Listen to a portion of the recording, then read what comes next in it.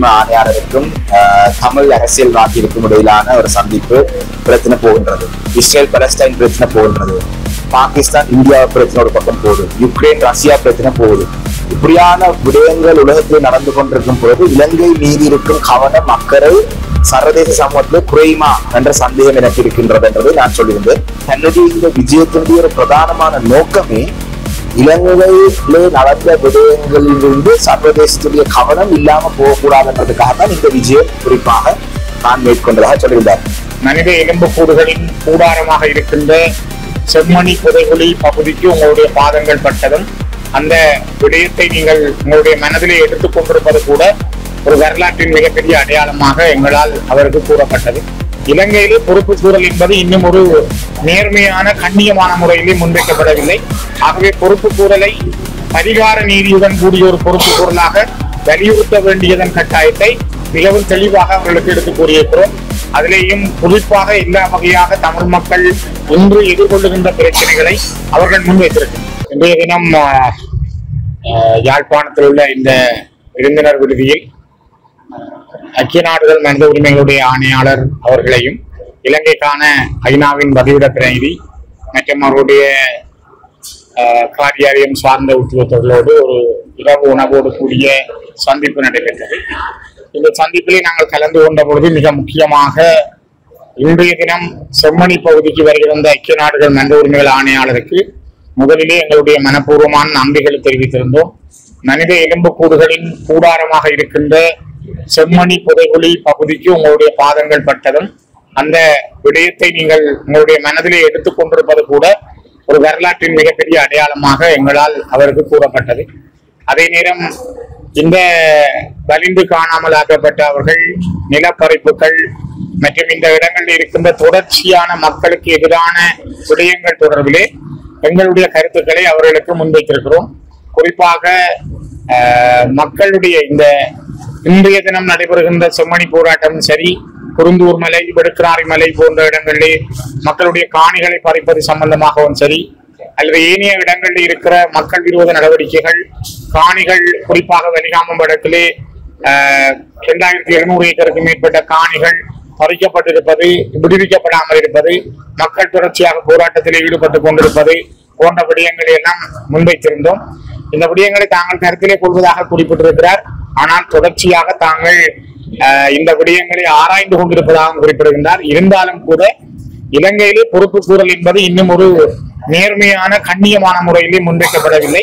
ஆகவே பொறுப்பு கூறலை பரிகார நீதியுடன் கூடிய ஒரு பொறுப்பு கூறலாக வலியுறுத்த வேண்டியதன் கட்டாயத்தை மிகவும் தெளிவாக அவர்களுக்கு எடுத்துக் கூறியிருக்கிறோம். அதிலேயும் குறிப்பாக எல்லா வகையாக தமிழ் மக்கள் இன்று எதிர்கொள்ளுகின்ற பிரச்சனைகளை அவர்கள் முன்வைத்திருக்கின்றனர். மன்னாரிலே தந்தை செல்வங்களுடைய சிலை சேதப்படுத்தப்பட்டமை தொடர்பாக கட்சி மட்டத்தில் ஏதாவது தீர்மானம் நான் அறியல. அது சம்பந்தமாக எனக்கு தெரியல. அந்த சிலையின் சேதப்படுத்தப்பட்டதில் யாரால் நடந்த வேண்டது நீங்க இப்ப சொல்ற பொழுதுதான் எனக்கு தெரியும். அப்படி அது அறிஞ்சால் கட்சி மட்டத்தில் எடுக்கப்பட்ட நடவடிக்கைகள் இருந்தா நான் சொல்றேன். செம்மணி அணையாவளர்ச்சி போராட்டத்தில் சில அரசியல் தலைவர்கள் வந்து எனக்கு அதுல நான் நினைக்கிறேன் அது ஒரு நல்ல காரியமாக படை. ஒரு போராட்டத்தை நடத்தியவர்கள் ஒரு பகுதியினர், அவர்கள் ஒரு போராட்டத்தை ஏற்பாடு செய்து அந்த போராட்டத்தினுடைய வலுவை அதனுடைய கனதியை குறைக்கும் வகையில யார் செயல்பட்டாலும் அது ஒரு ஆரோக்கியமானது அல்ல. ஆகவே அந்த விடயம் தொடர்பாக யார் செய்திருந்தாலும் அதனை பிழையாகவே நான் பார்க்கிறேன். இன்றைய தினம் ஐக்கிய நாடுகள் சபையின் மனித உரிமைகள் ஆணைக்குழுவின் அழைப்பிற்கேற்ற இன்று நான் அவர்கள் இந்த கலந்துரையாடல் கலந்து கொண்டிருந்தேன். உண்மையிலே நாங்கள் அவருக்கு முதலில் அவருக்கு நன்றி சொல்லி, நான் இந்த 30 வருட போரிலும் அதற்கு பின்பாக 16 வருடங்களாகவும் எவ்வித முன்னேற்றத்தையும் காணாத எமது தமிழ் மக்கள் பிரச்சனை தொடர்பாக அவர்களுக்கு நான் எடுத்து கூறியிருந்தேன். அத்துடன் எமது அரசாங்கம் இப்பொழுது உண்மையிலே இந்த பிரச்சனையை கையாண்டு மக்களுக்கு ஒரு தீர்வு தருவதிலே மிகவும் முனைப்பாக இருக்கின்றோம். அந்த வகையிலே இது ஒரு பொன்னான சந்தர்ப்பம். எனவே இந்த சந்தர்ப்பத்தை நாங்கள் மனித உரிமை ஆணைக்குழுவின் ஆணையாளரையும் எம்முடன் சேர்ந்து பயணித்து இந்த எமது பாதிக்கப்பட்ட எமது வடகிழக்கு மக்களுக்கு ஒரு நல்ல முடிவை இனி மேலும் காலம் தாழ்த்தாமல் எடுத்து அதற்குரிய நடவடிக்கைகளை எவ்வளவு துரிதமாக எடுக்க முடியுமோ அவ்வளவு துரிதமாக எடுத்து எங்களுக்கு ஒரு தீர்வுக்கு வழிவகுக்க நீங்கள் உதவ வேண்டும் என்று கேட்டுக்கொண்டேன். அதற்கு அவர்களும் அதற்குரிய சம்மதத்தை தெரிவித்திருக்கிறார்கள்.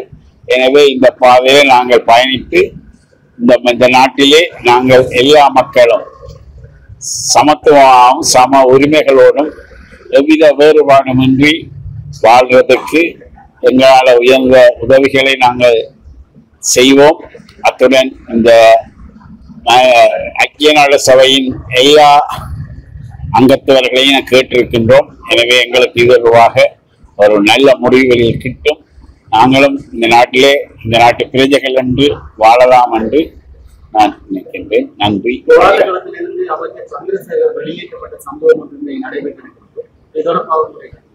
அது உண்மையிலேயே ஒரு கண்டித்தக்கது. எனில் ஒரு அஞ்சலி செய்ய போன இடத்திலே ஒருவரை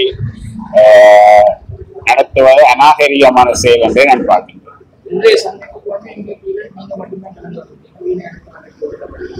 எனக்கு மட்டும் இந்த அழைப்பு விடுக்கப்பட்டதாக குறிப்பிட்டிருந்தார்கள். எனவே நான் அந்த அழைப்பிலே கண்டேன்.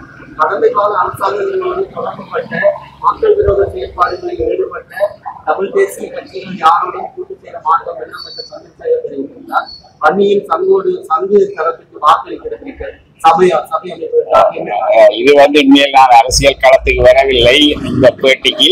எனவே இதற்காக நீங்கள் மேல விவரங்களை அந்த அரசியல் அமைச்சர் சந்திரசேகரன் மூலம் நீங்கள் அறிந்து கொள்ளலாம். ஆணையாளருக்கும் தமிழ் அரசியல்வாதிகளுக்கும் இடையிலான ஒரு சந்திப்பு ஜெட்விங் ஹோட்டலிலே யாழ்ப்பாணத்தில் நடந்தது. உண்மையிலே 7 மணி தொடக்கம் கிட்டத்தட்ட சுமார் 8:45 வரைக்கும் இந்த சந்திப்பு நடந்தது. அதனைத் தொடர்ந்து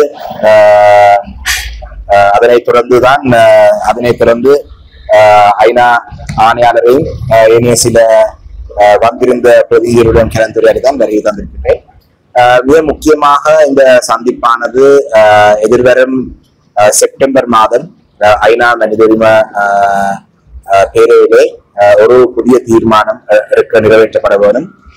அந்த விடயத்துக்கு முன்பாக ஐநா மனித உரிமை ஆணையாளர் எங்களிடம் சொல்லியிருந்தார். தன்னுடைய வருகைக்கான பிரதானமான ஒரு காரணம், நான் ஐநா மனித உரிமை ஆணையரிடம் ஒரு சந்தேகத்தை எழுப்பியிருந்தேன். அதாவது தற்பொழுது நாட்டிலே இஸ்ரேல் ஈரான் பிரச்சனை போகின்றது, இஸ்ரேல் பலஸ்டைன் பிரச்சனை போகின்றது, பாகிஸ்தான் இந்தியா பிரச்சனை ஒரு பக்கம் போகுது, யுக்ரைன் ரஷ்யா பிரச்சனை போகுது.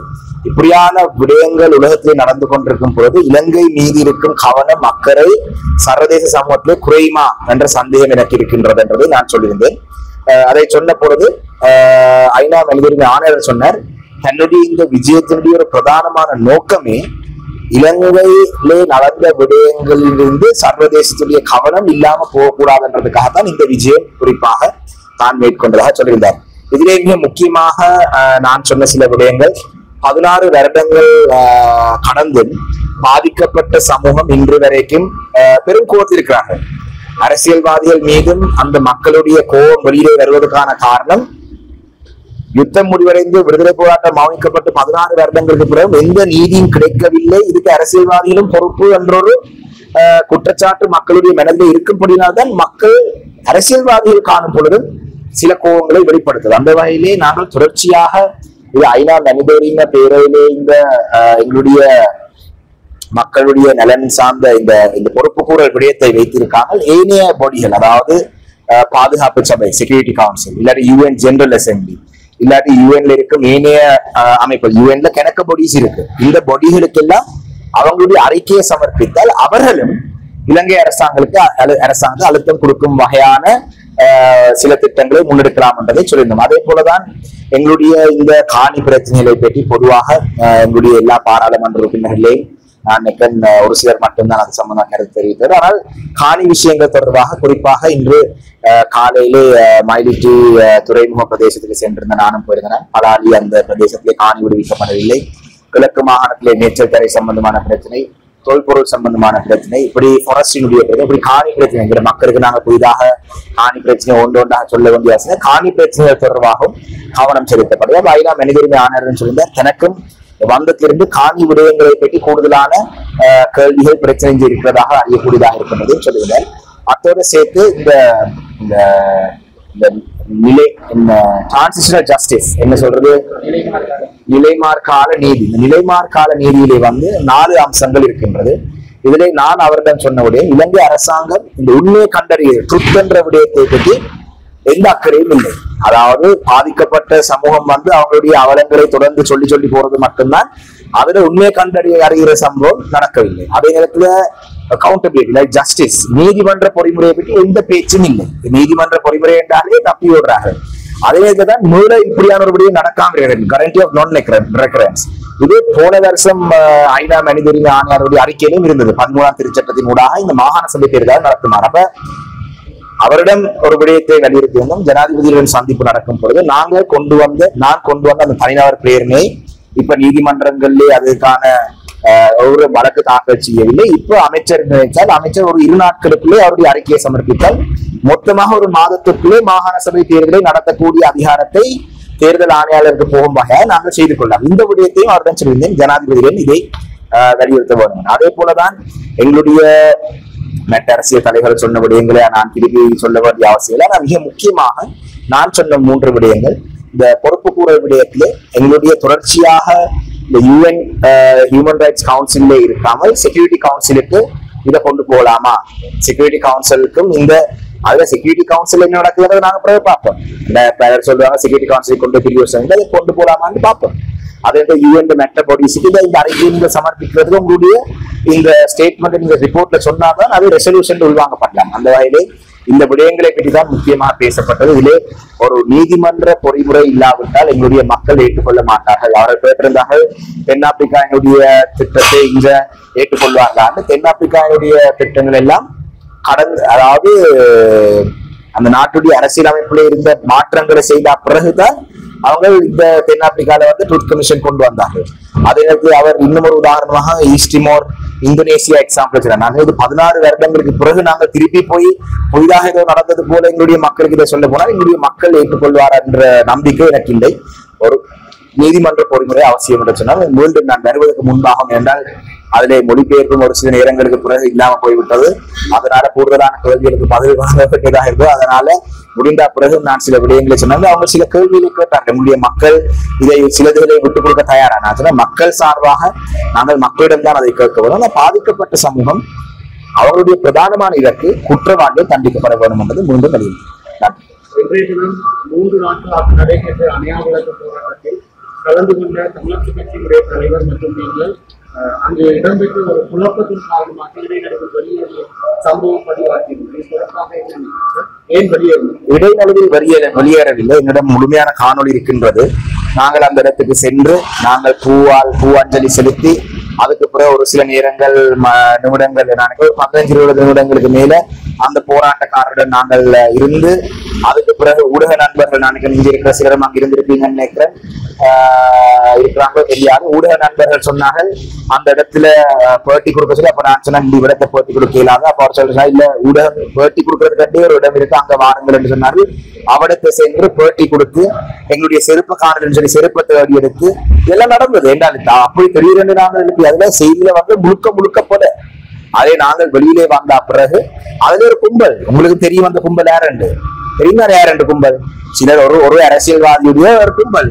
அதிலே குறிப்பா கிளிநொச்சி மாவட்டத்தை சேர்ந்த ஒருவர் தான் அதிலே தலைமை தாங்கி கொண்டிருந்தார். இதெல்லாம் சமூகத்திற்கு எல்லாருக்கும் தெரியும்.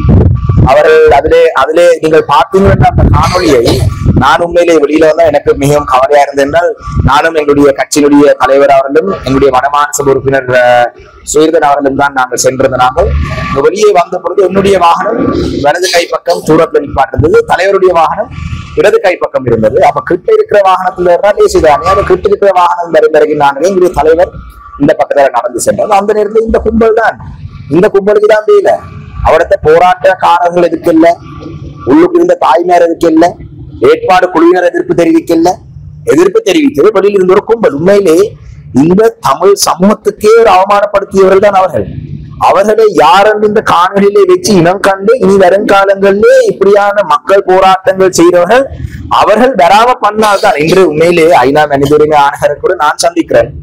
நான் அவரது செம்மணியிலே பூதகுழிக்கு வந்து மனித பூதகுழிக்கான விசாரணைகள் நடத்தப்பட போதும் ஃபாரன்சிக் எக்ஸ்பர்ட் எனக்கு இவரத்து இன்றைக்கு வந்த குழுவினர்ல நான் ஒருத்தர் மட்டும்தான் அதை சொன்னேன். இலங்கை அரசாங்கத்துக்கு ஃபொரன்சிக், அதாவது இந்த மனித எச்சங்கள்ல வந்து டிஎன்ஏ டெஸ்ட் செய்யக்கூடிய அளவுக்கான டெக்னாலஜி இல்ல. அது ரிப்போர்ட் இருக்கு, மிராக் ரஹீமன் ரிப்போர்ட். அப்ப நான் அதை சொன்னார், மிராக் ரஹீமன் தங்களோட வந்தவங்களா அந்த இடத்தை பார்க்க, அவரும் சொன்னவரா. அப்ப போராட்ட களத்துக்கு சென்று விஷயத்தை உள்வாங்கி போய் சொல்ற நாங்கள் போராட்டங்களுக்கு வர வேணுமா, இல்லாட்டி வெளியிலே நின்று கொண்டு தங்களை கட்சியில் இருந்து நீக்கிறோம். இன்னும் ஒரு சிலருக்கு மதியம் 11-12 மணிக்கு வரி மது போதை இருந்தார்கள். அதுல நீங்க வடிவாக அந்த காணொலியை பார்த்த நான் இதை பற்றி கயக்க கூடாதுன்றதுனா இன்றைக்கு என்றால் கடைசியில் நீங்க இதைதான் செய்தியா போடுவீங்க. ஐநால மனித உரிமை ஆணையர் சொன்ன விஷயம் செய்தியா போட மாட்டீங்க. சாணக்கியன் நடந்து விளக்கம் வந்து நீங்க அதான் டெலிவிஷனா போடுங்க. 2 பேர் போடுங்க. இந்த 2 முக்கியமான விஷயம். ஆனால் அதை நீங்க வடிவாக ஆராய்ந்தீங்கன்னா இந்த கும்பல், நான் கேள்விப்பட்ட அந்த கும்பலை தலைமை தாங்க இயக்குறவர் வந்து மன்னிப்பு கேட்டு வரான். அதை நீங்க உறுதிப்படுத்திக் கொள்ளுங்க. அந்த கும்பலை நீங்க யாரு பாத்தீங்கன்னா அந்த கும்பலை சேர்ந்து 5 பேர் எங்க தலைவருக்கு பின்னாடி போறாங்க. 15 பேர் போராட்ட களத்துல நின்றார்கள். இவங்களை வேண்டாம் வேண்டாம் போக சொல்றாங்க. 50 பேர் உங்களை போல இருந்தாங்க, கேமராவில் நிக்கிறாங்க. அதை பார்த்தா ஏதோ 60-100 பேர் தலைவருக்கு போக சொன்னதாக தெரியும். நீங்க வடிவ காணொலி எடுத்து பாருங்க. அது எந்த கட்சி என்று தெரியாதுங்க. எங்க கட்சி இந்த நீக்கிறவர்கள் தான் நான் சொன்னேன். அதிலே மாவை சேனாதிராஜா ஐயாவுடைய மரண வீட்டிலேயும் இப்படியான குழப்பங்களை ஏற்படுத்த முயற்சி இதே கும்பல் தான். அப்ப மக்கள் மிக தெளிவாக விளங்கிக் கொள்ள வேண்டும். இதுல எங்களுக்கு எந்த பாதிப்பும் இல்லை, எங்களுக்கு இன்றைக்கு எந்த பாதிப்பும் இல்லை. இதுல என்ன வளமையாக இப்படியான சம்பவங்கள் வந்து நடந்தால் அது 2-3 நாட்கள்ல மக்கள் மறந்துடுறார். ஆனால் ஒரு போராட்ட களத்திலே போராட்ட களம் என்று சொல்றது என்ன, வார ஐநா மனித உரிமையாளர்கள் இந்த இவ்வளவு கட்சியிலும் ஒன்றா சேர்ந்து வெளிவெளி வேற தரப்பெல்லாம் ஒன்றா சேர்ந்து இந்த மனித பூத குழிகளுக்கு சம்பந்தமான விசாரணைகள் செய்ய வேண்டும் என்று ஒரு பெரிய விஷயம் நடக்குதுன்றதான் காட்ட வேண்டும். நாங்களும் நினைச்சிருந்தார் அவரது வழியில வந்து இல்லாத தலைமையில வந்து இந்த கும்பல் தான் இப்படி செய்து இப்படி என்று நாங்க சொல்லிட்டு வரலாம். ஆனா அப்படியான கேவலமான அரசியல் செய்ய வேண்டிய அவசியம் எங்களுக்கு இல்லை என்றால் மக்களுடைய அங்கீகாரம் எங்களுக்கு. இதுல இன்னொரு விஷயத்தை சொல்றேன். மிக முக்கியமாக இந்த CVK சிவஞானம் ஐயா மீது இப்படியான சில எதிர்ப்புகளை கூடுதலாக சொல்றதுக்கான காரணம், யாழ் மாவட்டத்திற்கு 17 சபைகள்ல 11 சபைகள் இலங்கை தமிழரசு கட்சி கைப்பற்றதாலதான். ஒரு சிலர் நேற்று கொண்டிருந்தார்கள் இம்முறை தேர்தலோடு இலங்கை தமிழரசு கட்சி யாழ் மாவட்டத்திலிருந்து இல்லாம போய்விடும், அதுக்கு பிறகு தாங்களும் சேர்ந்து பாஞ்சி வேற சங்க இப்படி எல்லாம் கூட்டணி உருவாக்கலாம் இருந்தார்கள். இப்ப உள்ளூராட்சி மன்ற தேர்தல் இலங்கை தமிழரசு கட்சி அதிக அளவான சபைகளை கைப்பற்றிருக்கிற அவங்களோட திட்டங்கள் எல்லாம் அடுத்து திருப்பியும் பழையபடி இந்த குழப்பல் வேலையை செய்யறார்கள். இதை நீங்க பெருசுபடுத்தாம விட்டீங்கன்னா சரி. கவலையான விஷயம் பாருங்களேன். தந்தை செல்வாட சிலை உடைச்சிருக்காங்கன்னா இவ்வளவு கவலையான விடயம். எங்களுடைய கட்சியின் சார்பில் நான் எங்களுடைய பதில் தலைவரிடம் கேட்டேன், ஒரு முறைப்பாடு ஒன்றை போலீஸ்லேயே செய்ய சொல்லி நான் நினைக்கிறேன். அவர் சொன்ன எங்களுடைய மன்னர் மாவட்டத்தில் அதை செய்யும் என்று. உண்மையிலே இப்படியான கேவலமான செயல்பாடுகளை செய்வது மிகவும் ஒரு வன்மையாக கண்டிக்கப்பட வேண்டிய விஷயம். குற்றவாளிகள் தண்டிக்கப்பட வேண்டும். ஆணையாளரையும் அவருடைய உதவியாளர்களையும் இந்த கொழும்பில் இருக்கக்கூடியவர்களையும் இப்போது நாங்கள் சந்தித்து கதைத்திருக்கின்றோம். பல விஷயங்களை இந்த நாட்டிலே நடைபெறாமல் இருப்பதை அவருக்கு மிக தெளிவாக எடுத்து வழங்கப்பட்டிருக்கின்றோம். முக்கியமாக இந்த காணி பிரச்சனைகள், காணாமல் போனவர்கள் பிரச்சனைகள், ஜெயிலில் இருக்கின்றவர்கள், சிறைகளிலே வாழ்கின்றவர்கள் பிரச்சனை, இப்படியான பல பிரச்சனைகள். இவைகள் எல்லாம் அவர் சொன்னார்கள் எங்களுக்கு தெரியும். நாங்களும் தங்களால் இயன்ற அளவுக்கு முயற்சிப்பதாகவும் இப்போது முக்கியமாக உலகத்திலே பல பிரச்சனைகள் மிக முக்கியமான பிரச்சனைகளாக எடுக்கப்படுகின்றபடியால் உங்களுடைய பிரச்சனைகள் எவ்வளவு தூரம் அக்கறையாக எடுக்கப்படும் என்று தனக்கு தெரியாது. இருந்தாலும் தான் தன்னுடைய முயற்சிகளை முழுமையாக எடுப்பதாக கூறியிருக்கின்றார். நாங்கள் அனைவருமே அவருக்கு நன்றி கூறினோம். ஏனென்றால் முதலாக ஆணையாளர் இந்திய யாழ்ப்பாணத்திற்கு விஜயம் செய்து தமிழ் மக்களுடைய நிலைமைகளை நேரடியாக பார்க்கின்றது என்று அது மாத்திரமல்ல, இந்த செம்மணி புதைகுழிகள் இருந்த இடத்திற்கும் அவர் சென்று பார்வையிட்டிருக்கின்றார். அது சம்பந்தமாகவும் அவரிடம் எடுத்து கூறியிருக்கின்றோம். இப்படியான பல புதைகுழிகள் இருந்திருக்கின்றன. 4வது கட்டத்திலே அவைகள் மறைந்திருக்கின்றன. எங்கே இருக்கின்றது என்பதை கூட அரசாங்கங்கள் மறைத்திருக்கின்றது. ஆகவே அதை சம்பந்தமாக எல்லாம் கூறியிருக்கின்றோம். அவர் அதை சம்பந்தமாக எல்லாம் தங்களால் இயன்றளவு முயற்சிகளை எடுப்பதாக கூறியிருக்கின்றார். அத்துடன் இந்த ரெசல்யூஷன் தீர்மானங்கள் பற்றியும் கூறியிருக்கின்றோம். அதை நீங்கள் தொடர்ந்து எடுத்துக்கொண்டு செல்ல வேண்டும் என்று நாங்கள் விரும்புவதாகவும், ஏனென்றால் அது அரசாங்கத்துக்கு ஒரு அர்த்தங்களை கொடுத்து கொண்டிருக்கும். ஆகவேதான் அவர்கள் ஆக குறைந்தது மிக மோசமாக நடக்கின்றார்கள், மிக மோசமாக நடக்காமல் இருப்பதற்கு ஒரு வாய்ப்பாக இருக்கும் என்பதை நாங்கள் அவருக்கு எடுத்துக் கூறியிருக்கோம். நன்றி. சங்க கூட்டணி மன்னாரிலே மணி மாவட்டத்தில் எம்பிபியோடு ஆதரவு அளித்தது பொதுச் சேர்ந்தது தொடர்பாக ஒரு விமர்சனம் வைக்கப்பட்டிருக்கிறது. அவரோட நாங்கள் இதுவரை கிடைக்கவில்லையே. அப்படியான தீர்மானம் இல்லை. மணி மாவட்டத்தில் எம்பிபியோடு சேர்ந்து ஒரு இல்லை. அவங்களோட எந்த உடன்படிக்கையும் எந்த உடன்படிக்கை கூட்டு கிடையாது. அவர்கள் வாக்களிக்கிறது நாங்கள் சொல்லிடுறோம். அப்படியே சொல்லிட்டேன். யாரும் வாக்களித்தா நாங்கள் எதுவுமே செய்ய முடியாது. அவர்கள் விருப்பம் தானே வாக்களிப்பது.